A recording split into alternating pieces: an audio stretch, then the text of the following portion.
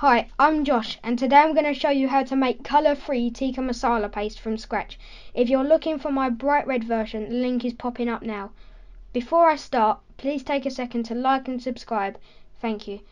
To make enough colour-free tikka masala paste to coat 1 kilogram of meat, you will need 500 milliliters of plain yoghurt, 2 teaspoons of patak's tandoori paste, 2 teaspoons of patak's tikka paste, 1 teaspoon of patak's Kashmiri paste, half a teaspoon of mint sauce, and 1 lemon, the juice only. Add the yogurt to a bowl. Combine the tandoori paste, tikka paste, Kashmiri paste, mint sauce, and lemon juice.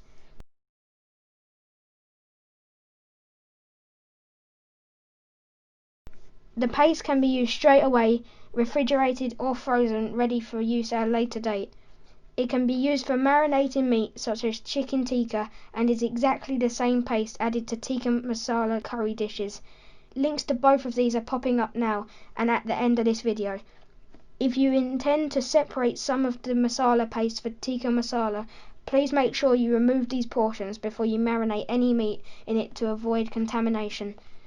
Store refrigerated for up to 4 days or freeze in 4 tablespoon amounts, then add into your tikka masala curries. Please remember to like, comment and subscribe, and check out this and many more recipes on my website at thecurrykid.co.uk.